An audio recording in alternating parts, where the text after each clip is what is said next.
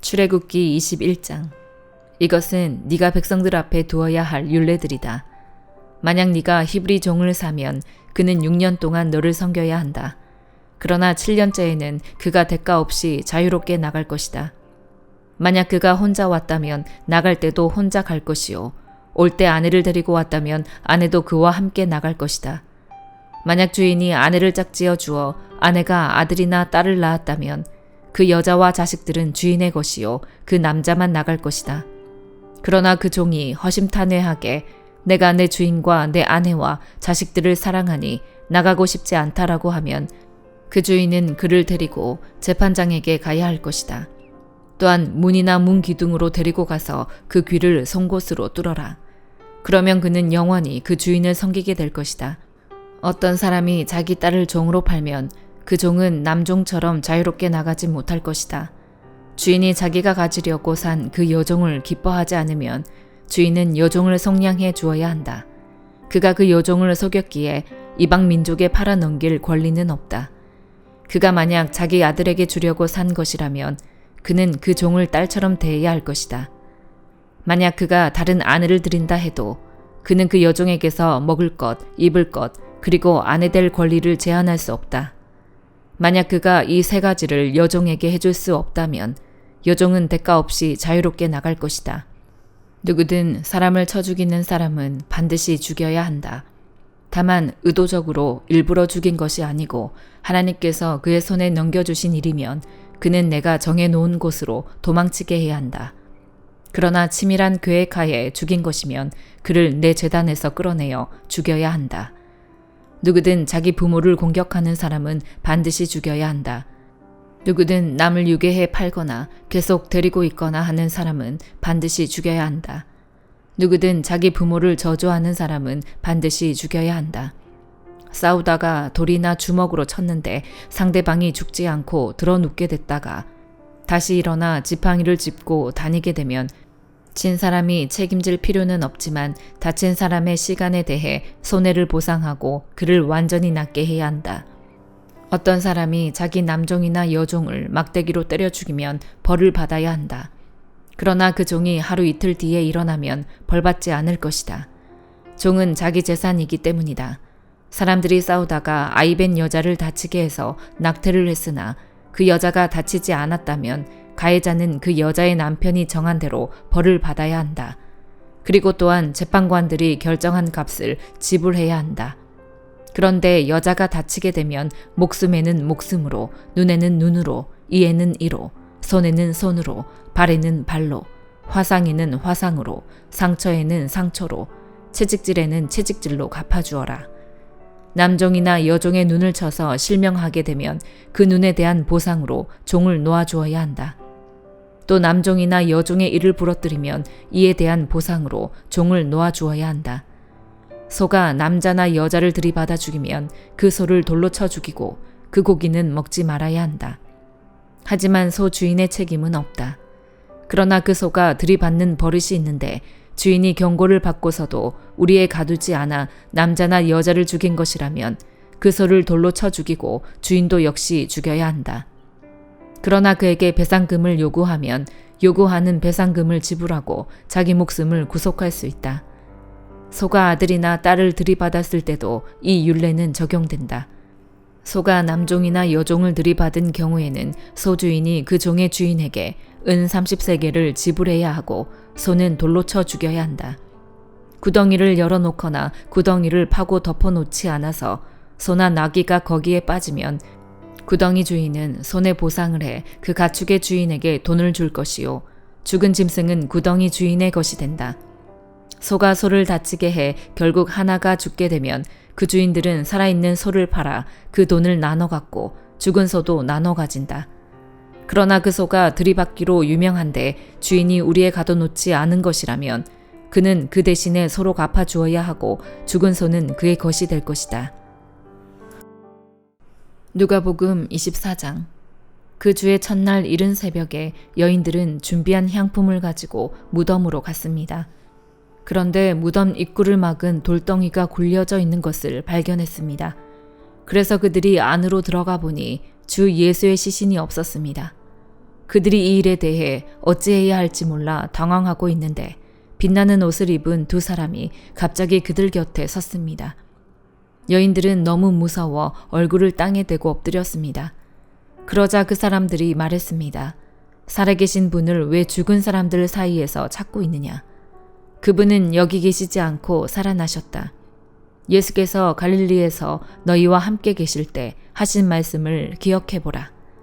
인자가 마땅히 죄인의 손에 넘겨져 십자가에 못 박히고 3일째 되는 날에 다시 살아나야 한다라고 하시지 않았느냐.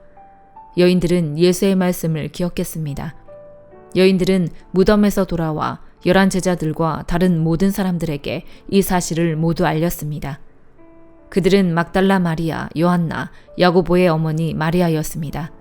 그들과 함께 있었던 다른 몇몇 여인들도 이 일을 사도들에게 말했습니다. 그러나 사도들은 여인들의 말이 어처구니 없게 들렸으므로 그 말을 믿지 않았습니다. 하지만 베드로는 일어나 무덤으로 달려갔습니다. 몸을 굽혀 안을 들여다보니 고운 삼배 천만 놓여 있었습니다. 그는 이상하게 생각하며 돌아갔습니다. 바로 그날 그들 중 두 사람이 예루살렘에서 약 60스타디온 남짓 떨어져 있는 엠마오라는 마을로 가는 중이었습니다. 그들은 일어난 이 모든 일에 대해 서로 이야기하고 있었습니다. 그들이 이야기하며 토론하고 있는데 예수께서 가까이 가서 그들과 함께 걸어가셨습니다. 그러나 그들은 눈이 가려져서 예수를 알아보지 못했습니다. 그분께서 그들에게 물으셨습니다. 당신들이 걸어가면서 서로 주고받는 이 말이 무슨 이야기요? 그들은 슬픈 기색으로 가던 길을 멈추어 섰습니다. 그중 글로바라는 사람이 그분께 물었습니다. 예루살렘에 있으면서 최근 일어난 일을 혼자만 모르신단 말씀입니까? 그분이 물으셨습니다. 무슨 일이요? 그들이 대답했습니다. 나사렛 예수에 관한 일 말입니다. 그분은 하나님과 모든 백성들 앞에서 행동과 말씀의 능력이 있는 예언자셨습니다. 그런데 우리 대제사장들과 지도자들이 그분을 넘겨주어 사형 선고를 받게 했고 십자가에 못 박았습니다. 그러나 우리는 이스라엘을 구속해 주실 분이 바로 그분이라고 바라고 있었습니다. 그뿐 아니라 그런 일이 있은 지 벌써 3일째 됐는데 우리 중 몇몇 여인들이 우리를 놀라게 했습니다. 그들이 아침 일찍 무덤에 갔다가 그분의 시신을 찾지 못하고 돌아와서 천사들의 환상을 보았다고 했습니다. 그리고 그 천사들이 예수께서 살아계신다고 말했다는 것입니다. 그래서 우리 동료 몇 사람이 무덤으로 가보았더니 그 여인들이 말한 대로 그분을 볼 수 없었다는 것입니다. 예수께서 그들에게 말씀하셨습니다. 어리석고 예언자들이 말한 모든 것을 마음에 더디게 믿는 사람들이여. 그리스도께서 마땅히 이런 고난을 겪고서 자기 영광에 들어가야 할 것이 아니냐. 그리고 예수께서는 모세와 모든 예언자들로부터 시작해 성경 전체에서 자기에 관해 언급된 것을 그들에게 자세히 설명해 주셨습니다. 그들이 가려던 엠마오 마을에 다다르자 예수께서는 더 가시려고 했습니다. 그러자 그들이 예수를 한사코 말렸습니다. 저녁이 다 됐으니 여기서 우리와 함께 계시지요. 날이 다 저물었습니다. 그래서 예수께서 그들과 함께 묵으려고 집에 들어가셨습니다. 예수께서 그들과 함께 상에 기대어 앉아 빵을 들고 감사 기도를 드린 후 떼어 그들에게 나눠주셨습니다. 그제야 그들의 눈이 열려 예수를 알아보았습니다. 그러나 곧 예수께서 그들의 눈앞에서 사라지셨습니다. 그들이 서로 물었습니다. 길에서 그분이 우리에게 말씀하시고 성경을 풀어주실 때 우리 마음이 뜨거워지지 않았느냐. 그들이 즉시 일어나 예루살렘으로 돌아갔습니다. 가서 보니 거기에는 11 제자가 다른 사람들과 함께 모여 있었습니다. 이들이 말했습니다. 주께서 참으로 살아나셨고 시몬에게 나타나셨다.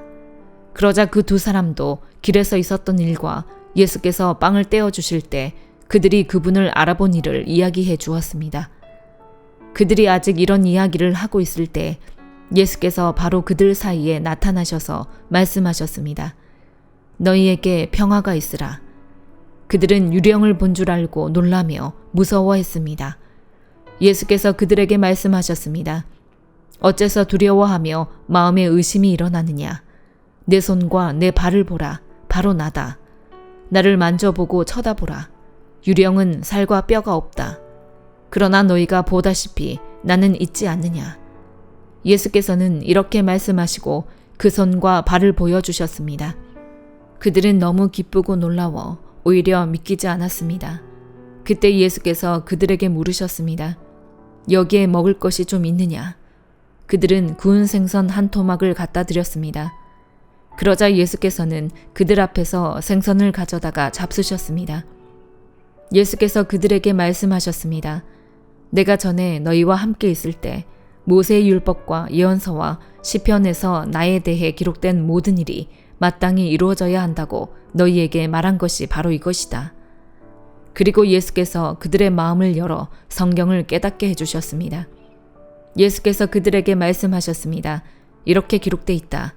그리스도께서 고난을 겪고 3일째 되는 날 죽은 사람들 가운데서 살아날 것이며 또 예루살렘으로부터 시작해 모든 민족에게 그의 이름으로 죄의 용서를 받게 하는 회개가 전파될 것이다. 너희는 이 일들의 증인이다. 보라, 내가 내 아버지께서 약속하신 것을 너희에게 보낸다. 그러므로 너희는 위로부터 내려오는 능력을 입을 때까지 예루살렘에 머물러 있으라. 예수께서 제자들을 이끌고 베다니 앞에까지 가시더니 거기서 두 손을 들고 그들에게 복을 주셨습니다. 예수께서는 제자들에게 복을 주시는 중에 그들을 떠나 하늘로 들려 올라가셨습니다. 그러자 그들은 예수께 경배하며 기쁨에 넘쳐 예루살렘으로 돌아가 하나님을 찬양하면서 계속 성전에 있었습니다. 욥기 39장. 너는 산양이 언제 새끼를 낳는지 아느냐? 암사슴이 새끼 베는 것을 네가 알 수 있느냐? 몇 달 만에 만삭이 되는지 네가 아느냐? 또 언제 새끼를 낳는지 아느냐? 산양들이 웅크리고 앉아 그 새끼를 낳으면 그 상구가 끝난다. 그 새끼들이 무럭무럭 자라 들판에서 강해지면 그 곁을 떠나서 돌아오지 않는다. 누가 들나귀를 풀어주었느냐? 누가 그 묶인 줄을 풀어주었겠느냐? 내가 광야를 들나귀에게 주어 집으로 삼고 소금기 있는 땅을 거처로 삼게 했다. 들나귀는 마을의 북적댐을 보고 비웃고 나귀 모는 사람의 소리도 무시한다. 산지가 그의 초장이니 푸른 것이 있는 데마다 찾아다닌다. 들소가 너를 기쁘게 섬기겠느냐? 네 구유 옆에서 가만히 있겠느냐? 네가 들소를 밭고랑에 줄로 묶어 둘 수 있느냐? 그것이 네 뒤에서 골짜기를 경작하겠느냐? 들소가 힘이 세다고 네가 의지하겠느냐? 네가 들소에게 무거운 짐을 지우겠느냐? 네가 네 곡식을 가져와 타작마당에 모으는 일을 들소에게 맡기겠느냐? 타조가 재빠르게 날갯짓을 한다마는 그 날개와 깃털이 황새만은 못하지 않느냐? 타조는 그 알들을 땅에 낳고 흙 속에서 따뜻하게 되도록 내버려 두고 누가 발로 밟든 들짐승이 깨뜨리든 상관 않고 잊어버린다. 타조는 자기 새끼가 제 것이 아닌 듯 신경 쓰지 않는다. 상고가 헛수고가 되는 것쯤은 두려워하지 않는다. 이는 나 하나님이 타조에게서 지혜를 없애고 지각을 주지 않았기 때문이다. 그러나 타조가 그 몸을 높이 쳐들고 뛸 때는 말과 그 기술을 우습게 여기는 법이다. 네가 말에게 힘을 주었느냐? 휘날리는 갈기를 그 목에 둘러주었느냐? 네가 말이 메뚜기처럼 잘 뛰게 할 수 있느냐? 그 위험 있는 콧소리가 무섭지 않느냐? 말은 앞발로 땅을 차며 그 힘을 과시하고 무장한 사람들을 맞으러 달려간다. 말은 두려움을 비웃고 무서움을 모르며 칼을 보아도 뒤를 보이지 않으니 화살통과 번쩍이는 창과 단창이 그 앞에서 흔들려도 말은 힘차게 무섭도록 한다름에 내달리고 나팔 소리도 개의치 않는다. 나팔 소리가 울리면 말은 콧소리로 휘잉 하고는 멀리서부터 싸움 냄새를 맡고 장군들의 우레같은 소리와 함성을 듣는다. 매가 떠올라서 남쪽으로 그 날개를 뻗고 나는 것이 네 지혜로 인한 것이냐? 독수리가 하늘로 날아오르고 높은 곳에 그 둥지를 만드는 것이 네 명령으로 인한 것이냐? 독수리는 바위에 살고 바위 틈과 든든한 장소에 있으면서 거기에서 먹이를 찾되 그 눈은 멀리서도 먹이를 볼 수 있다. 그 새끼들도 피를 빨아먹으니 주검이 있는 곳에는 독수리가 있다. 고린도후서 9장. 성도를 섬기는 이 일에 대해서는 내가 여러분에게 더 이상 쓸 필요가 없습니다. 그 이유는 여러분의 열심을 내가 알고 있기 때문입니다. 내가 마케도니아 사람들에게 여러분에 대해 자랑하기를 아가야에서는 이미 1년 전부터 준비가 돼 있다라고 했습니다. 그래서 여러분의 열심이 많은 사람을 분발하게 했습니다. 그러나 이 일에 대해 우리가 여러분을 자랑한 것이 헛되지 않고 여러분이 내가 말한 것 같이 준비하게 하기 위해 내가 이 형제들을 보냈습니다. 만일 마케도니아 사람들이 나와 함께 가서 여러분이 준비되지 않은 것을 보게 된다면 여러분은 말할 것도 없고 우리가 이런 확신을 가진 것으로 인해 수치를 당하게 되지 않을까 염려됩니다. 그러므로 나는 그 형제들을 권면해 여러분에게 먼저 가서 여러분이 전에 약속한 헌금을 미리 준비하도록 하는 것이 필요하다고 생각했습니다.